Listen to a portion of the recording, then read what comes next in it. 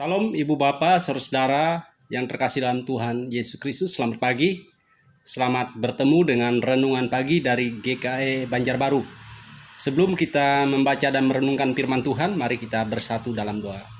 Bapa dalam Yesus Kristus, Bapa yang baik, kami bersyukur atas pagi ini. Engkau membangunkan kami dengan kekuatan yang baru. Dan biarlah sepanjang hari ini, bahkan sepanjang hidup kami selalu dibimbing, dituntun dalam terang firman-Mu. Dalam nama Tuhan Yesus Kristus kami memohon bimbingan kuasa Roh Kudus. Amin. Pada pagi hari ini, tanggal 1 Desember tahun 2020, bagian firman Tuhan sesuai dengan Almanak Gereja Kalimantan Evangelis yang akan kita renungkan bersama-sama, yaitu dari Mika pasal 4 ayat 6 sampai 13. Mika pasal 4 ayat 6 sampai 13 saya akan membacakan untuk kita. Judulnya adalah Penyelamatan Putri Sion. Pada hari itu demikianlah firman Tuhan, aku akan mengumpulkan mereka yang pincang dan akan menghimpunkan mereka yang terpencar-pencar dan mereka yang telah kucelakakan. Mereka yang pincang akan kujadikan pangkal suatu keturunan dan yang diusir suatu bangsa yang kuat. Dan Tuhan akan menjadi raja atas mereka di Gunung Sion dari sekarang sampai selama-lamanya.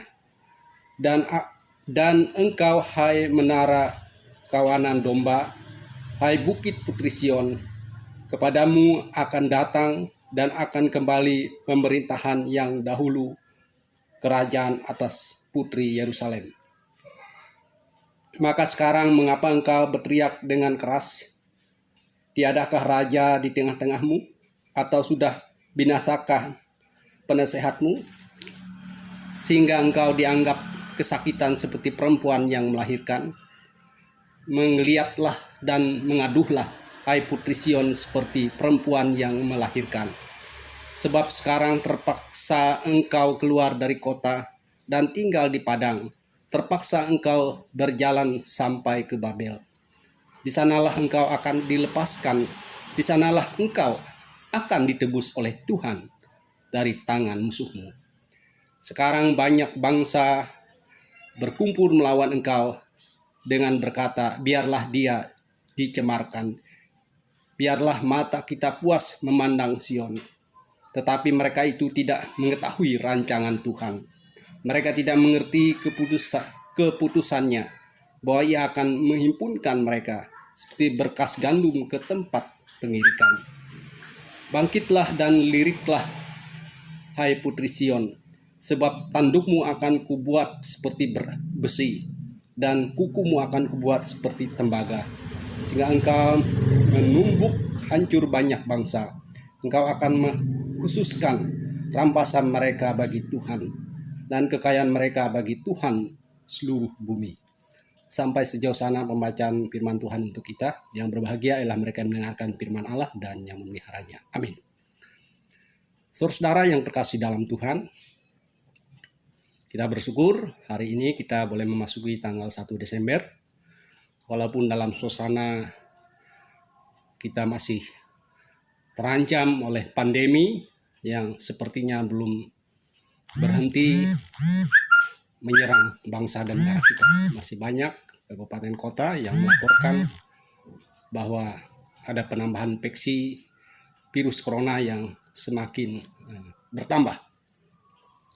Saudara, di sisi yang lain kita juga diperhadapkan dengan sebuah realita bahwa menjadi murid Yesus adalah suatu kenyataan bahwa kita akan diperhadapkan dengan tantangan iman, risiko dari iman.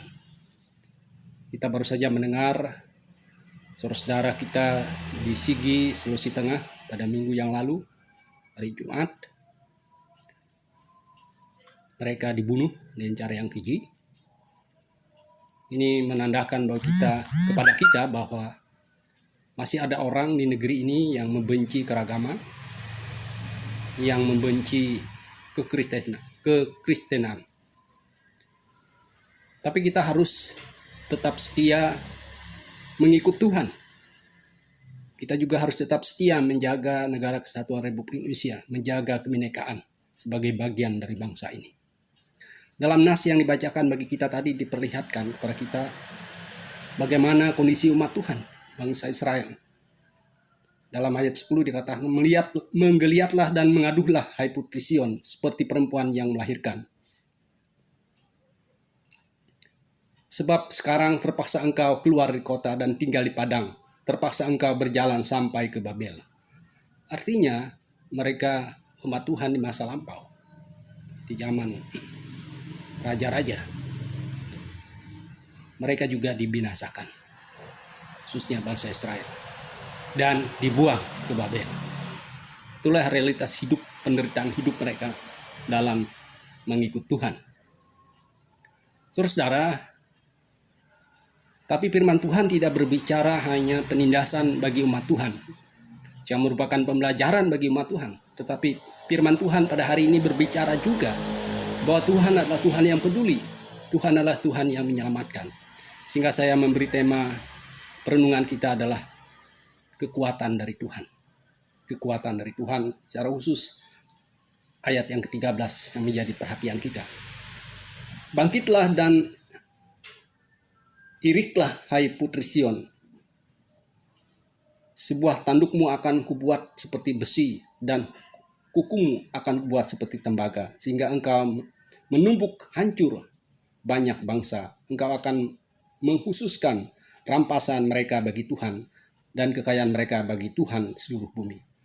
Saudara, pada bagian ini Tuhan menyatakan kepada bangsa Israel bahwa walaupun mereka terbuang, pada waktu Tuhan mereka akan diberi kekuatan untuk bebas dari pembuangan, dan juga diberi kekuatan untuk menanggung derita dan penindasan selama mereka berada di pembuangan. Tadi digambarkan bahwa tanduk akan dibuat seperti besi, menggambarkan mereka punya kekuatan. Tanduk itu lambang kekuatan, lambang pertahanan diri. Begitu pula kukunya dibuat dari tembaga, itu lambang kekuatan yang diberikan Tuhan kepada mereka. Jadi saudara yang terkasih, perenungan kita pada hari ini mengingatkan kita bersama-sama, apapun tantangan dan pergumulan hidup kita, ketika kita bersama Tuhan, maka kita akan memperoleh kekuatan daripada Tuhan, yaitu kekuatan untuk menanggung derita, kekuatan untuk tetap setia mengikut Tuhan, dan kekuatan untuk tetap setia melakukan kebaikan, melakukan kebenaran. Jadi kekuatan yang Tuhan berikan bukanlah kekuatan untuk membalas jahat dengan jahat, tetapi kekuatan untuk membalas kejahatan dengan kebaikan. Saudara yang terkasih dalam Tuhan, biarlah kita melangkah dalam kekuatan yang Tuhan berikan, yaitu kekuatan dari Tuhan kita Yesus Kristus. Amin. Untuk firman Tuhan, kita bersatu dalam doa. Dalam nama Tuhan Yesus Kristus kami bersyukur atas firman-Mu dan memohon biarlah kami boleh terus hidup dalam terang firman-Mu dari sekarang sampai selama-lamanya, mengandalkan kekuatan daripada Tuhan. Amin.